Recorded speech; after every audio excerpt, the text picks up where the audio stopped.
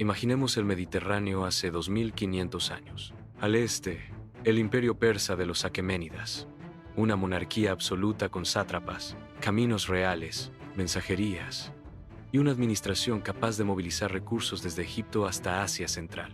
Persas, medos, lidios, egipcios, fenicios, babilonios y muchos pueblos más obedecían al gran rey. Su orden tributario, la tolerancia religiosa relativa y un ejército diverso sostenían el inmenso imperio en el que la lealtad se premiaba y la rebelión se castigaba con castigos ejemplares y deportaciones. Al oeste, Grecia, un archipiélago político de pequeñas polis. Atenas avanzaba hacia una democracia participativa con tribunales populares, asamblea y consejo. Estos dos últimos llamados eclesía y bulé respectivamente. En cambio, Esparta preservaba una oligarquía militar gobernada por dos reyes, los éforos y la Jerusía, y un reducido cuerpo de ciudadanos plenos. Entre ambas, decenas de ciudades con leyes, ligas y rivalidades antiguas.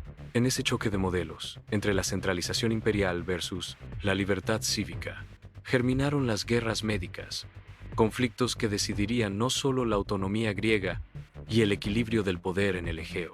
En la costa de Asia Menor, las ciudades jonias, griegas pero bajo dominio persa desde la época del rey Ciro, sufrían tiranías impuestas y tributos. Comerciantes y marineros, orgullosos de su identidad, veían restringida su autonomía.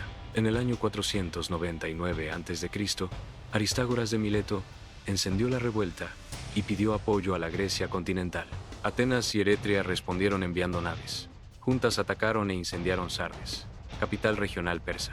El golpe fue audaz y simbólico. Por primera vez, una polis continental desafiaba en su corazón la autoridad del gran rey. La reacción imperial no se hizo esperar. Durante años, el imperio persa reconquistó ciudad tras ciudad, apoyándose en sus sátrapas y en contingentes de múltiples etnias. En el año 494 a.C., la flota jonia fue derrotada en Lade. Mileto cayó, fue saqueada y su población deportada a orillas del Tigris, heridas que la poesía griega recordaría con amargura. Mientras tanto, en Susa, Darío I tomó nota del atrevimiento. Recuerda a los atenienses, habría ordenado repetir cada día a sus sirvientes. El castigo llegaría, y con él, la oportunidad de llevar la frontera imperial aún más allá del Egeo. Darío organizó una expedición con objetivos claros: castigar a Eretria y Atenas, someter a las islas Cícladas y asegurar el Egeo. Su fuerza combinaba infantería ligera, arqueros, lanceros con escudos de mimbre y cota de lino, contingentes de pueblos sometidos y una flota fenicia y egipcia que garantizaba suministros a través de rutas marítimas. La caballería, en terreno abierto, podía desbordar a enemigos más pesados. Frente a esta maquinaria, Atenas contaba con sus hoplitas, ciudadanos con panoplia de bronce, casco, coraza, grebas, armados con escudo y lanza también llamados soplón y dori, respectivamente, entrenados para combatir en falange, una formación densa de escudos solapados. El oplón, de madera y bronce, podía pesar más de 7 kilos. La lanza medía unos 2 metros, en número eran menos. Pero su cohesión social y el hecho de pelear por su propia tierra les daba una ferocidad difícil de medir. Solo Platea respondió al llamado ateniense. Esparta, retenida por festividades religiosas, no llegó a tiempo. Eretria fue tomada y su población deportada. Luego, los persas desembarcaron en la llanura de Maratón, a unos 40 kilómetros de Atenas. Un anfiteatro natural entre mar y colinas, amplio, con marismas al norte. Atenas marchó a bloquearlos. Milcíades, general ateniense, conocedor del enemigo por su pasado en un territorio persa, el quersoneso Tracio, reforzó deliberadamente las alas de la falange, dejando un centro más delgado para envolver al adversario cuando éste empujara. El día decisivo, los griegos acortaron la distancia al trote para reducir el tiempo bajo la famosa lluvia de flechas del ejército persa. El choque fue feroz. El centro ateniense cedió, pero las alas envolvieron a los persas. La lucha cuerpo a cuerpo favoreció a la armadura y disciplina hoplítica. La retirada hacia los barcos se transformó en desbandada, con muchos muertos en la zona pantanosa. Las pérdidas persas fueron enormes, las griegas reducidas en comparación. La leyenda cuenta que Filipides corrió hasta Atenas para anunciar la victoria antes de expirar, de ahí el nacimiento de la disciplina olímpica maratón. Muerto Darío, su hijo Jerjes I retomó el plan de someter Grecia por completo. La preparación fue colosal.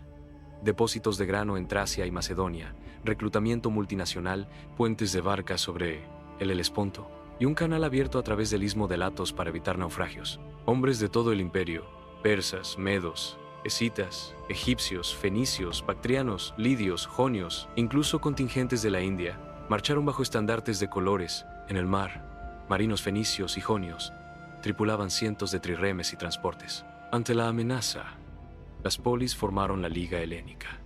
Esparta lideraría en tierra, Atenas en el mar.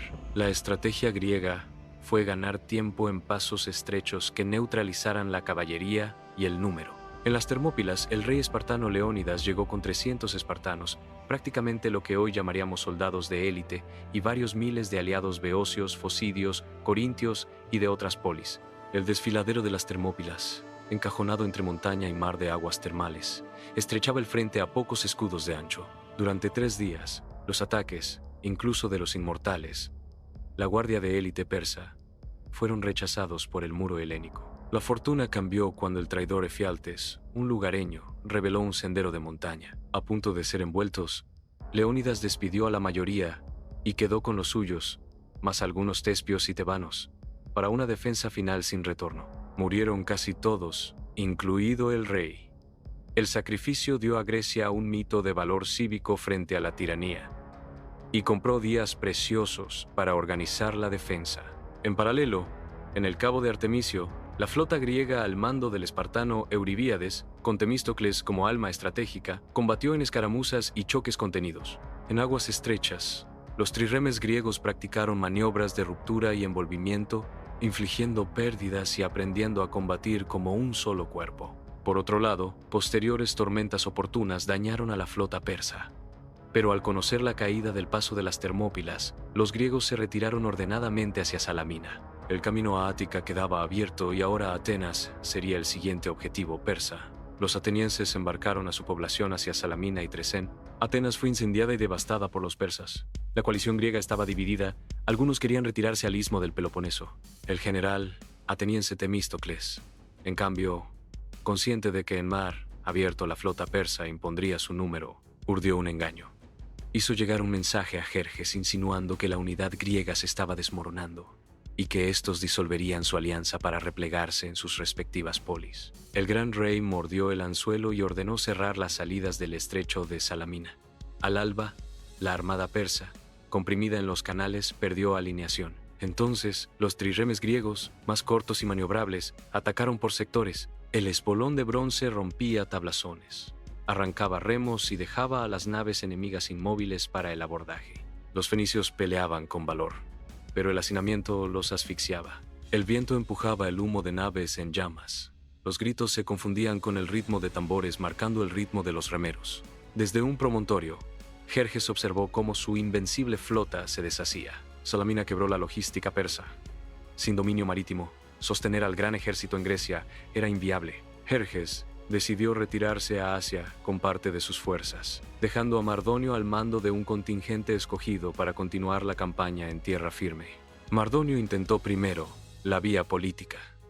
Ofreció a Atenas su reconstrucción y privilegios si abandonaba la alianza.